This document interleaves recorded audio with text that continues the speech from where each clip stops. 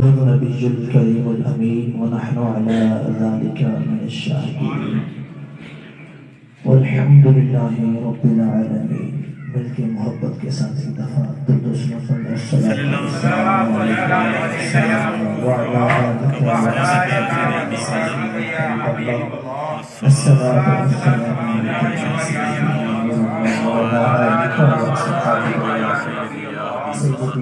رحمت للعالمین.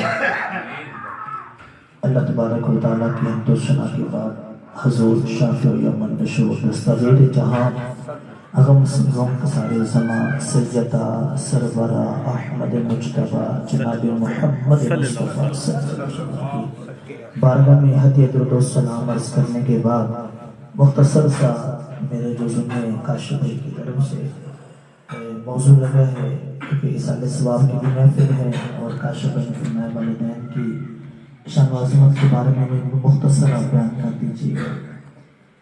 تو حمد و ثنا کے بعد اللہ تعالیٰ مجھے صحیح اور حق بیان کرنے کی اور آپ کو اس پر عمل کرنے کی توفیق عطا فرمائے. تو اپنا موضوع شروع کرنے سے پہلے ہم نے سرکار علیہ السلام کی ذات اقدس پر درود و سلام پڑھا.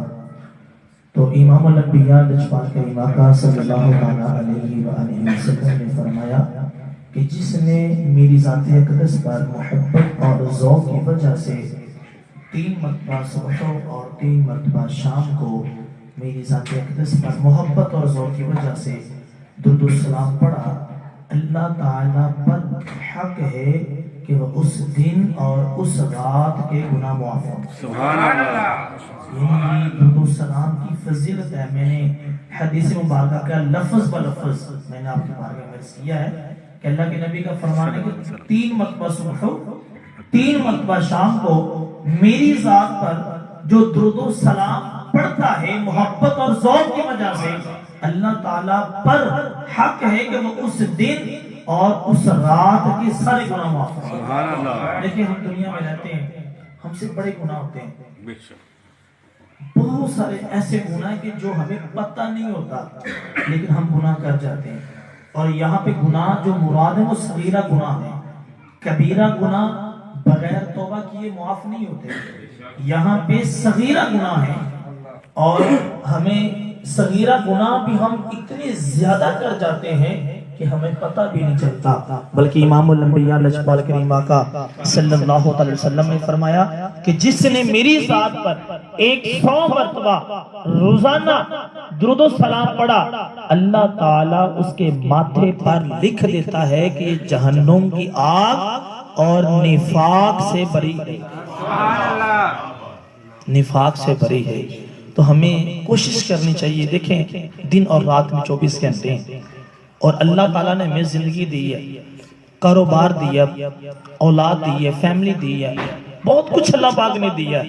تو ہمیں حضور پاک علیہ السلام کی ذات اقدس پر درود و سلام پڑھنے کے لیے بھی وقت فکس کرنا چاہیے، ٹائم فکس کرنا چاہیے، درود و سلام فکس کرنا چاہیے. یعنی وہ ہم آپ کو پتہ کہ جو کھلی چیز ہوتی ہے نا اس دور میں اس کی ویلیو نہیں ہوتی ویلیو. اور جب ہم کسی بھی چیز کو ہم فکس کر لیتے ہیں تو اس کی ویلیو ہے. آپ کم از کم 313 رسول تھے، 313 مرتبہ درود شریف پڑھ لیں، 1100 مرتبہ پڑھ لیں، 1000 مرتبہ پڑھ لیں.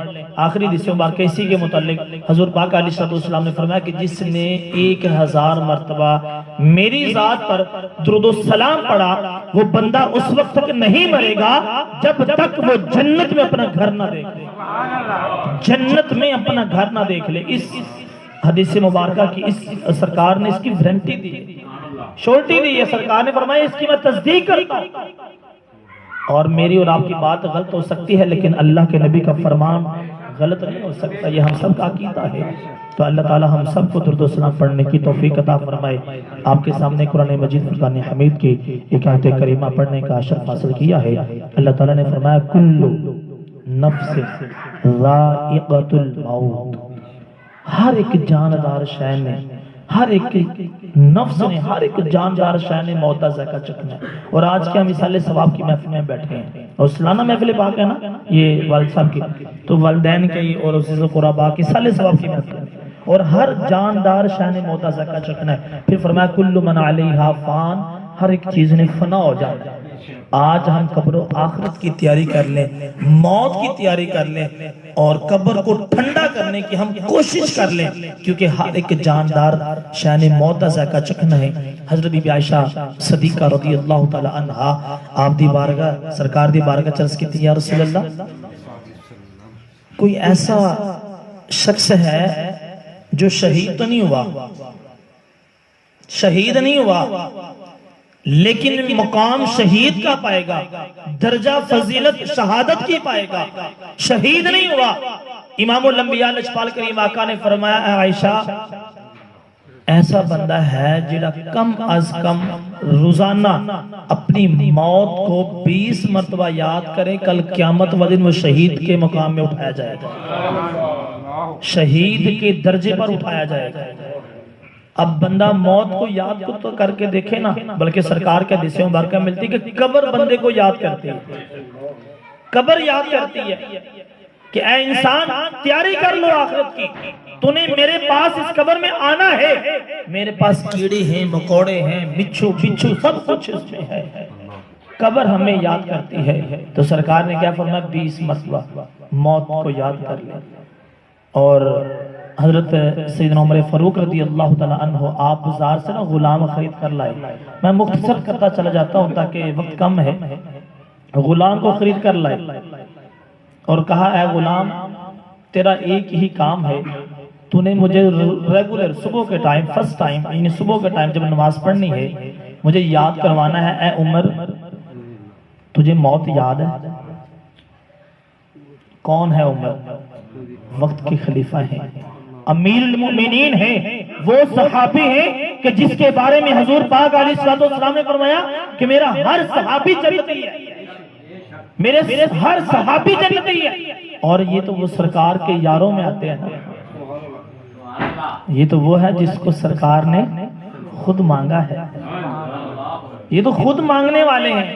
اور کہتے غلام کو اے غلام تو نے مجھے یاد کروانا ہے کہ اے عمر موت یاد ہے، کہیں میں موت کو بھول نہ جاؤں، کبھی میں فیصلے غلط نہ کر دوں، کبھی میں کاروبار میں گڑبڑ نہ کر دوں۔ آج ہم اپنے نفس پر محاسبہ کریں، اپنے آپ پر غور و فکر کریں ہم کہ ہم اس دنیا میں رہتے ہوئے ایک دن میں کاروبار کرتے ہیں، کیا کچھ نہیں کرتے؟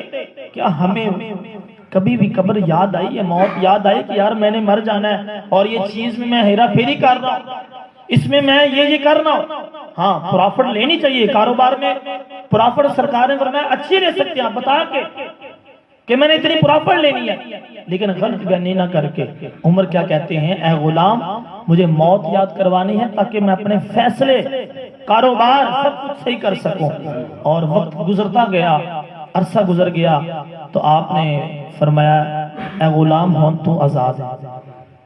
عرض کی اے امیر المؤمنین معاف فرما دیں، کوئی خدمت کوتاہی ہو گئی ہے، آپ کا در میں چھوڑ کے نہیں جا سکتا، لیکن آپ نے فرمایا جب آپ آزاد ہیں۔ عرض کی اے عمر وجہ کیا ہے؟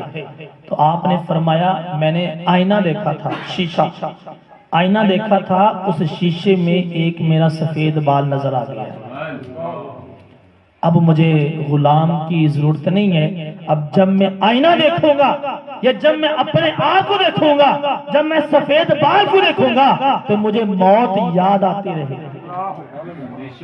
آج ہمارے داڑھی کے سر کے سارے بال سفید ہیں، وائٹ ہیں، میں نظر ہی نہیں آتی، حقیقت بات ہے۔ تو ہمیں قبر و آخرت کی تیاری کرنی چاہیے۔ پھر وہ بات یاد آگئی کہ حضرت ابراہیم علیہ السلام خلیل اللہ علیہ السلام آپ کی وہ اسرائیل کے ساتھ یاری لگی نا، دوستی لگی، تو فرینڈشپ آپ کو پتہ ہے کہ دوست ہی ہوتے ہیں، تو آپ کی دوستی لگی، تو کہا اے اسرائیل جب آئے نا مجھے لینے کے لیے تو مجھے پہلے بتا کے آنا، مجھے پہلے بتا کے آنا۔ ابراہیم خلیل اللہ ہیں، اللہ کے نبی ہیں، جد الانبیاء ہیں، آپ کی نسل پاک سے جد الانبیاء سینکڑوں انبیاء تشریف لائے اور رسول تشریف لائے۔ آپ نے کہا کہ مجھے بتا کے آنا، میں مختصر کروں، وقت گزرتا گیا، اسرائیل تشریف لے آئے، کہا یہاں نبی اللہ چلیں، کہا چنگا یار ہے میرا، تو دس کے بھی نہیں آیا، بن دس سے ہی آگے تو عرض کی یا نبی اللہ میں دس کے آیا ہوں، میرے 3 پیغام تانوں ملے نے، 3 پیغام میں نے آپ کی طرف بھیجے ہیں۔ فرمایا کون کون سے؟ فرمایا پہلا پیغام یہ ہے بچپن میں آپ تھے جوان ہو گئے، جوانی سے بڑھاپے میں آ گئے۔ دوسرا پیغام پھر فرمایا کہ طاقتور تھے کمزور ہو گئے۔ پھر فرمایا آپ کے سر کے بال بالکل بلیک تھے کالے تھے اب سفید آ گئے۔ تو یہ ہے زندگی۔ اور خلیل اللہ علیہ السلام اللہ کے نبی آپ کہیں کہ بتا کے آنا، تو ہمیں بھی قبر و آخرت کی تیاری کرنی چاہیے۔ اور یہ دنیا فانی ہے، اس سے ہمیں چلے جانا ہے، ہمیں والدین کی بھی قدر کرنی چاہیے۔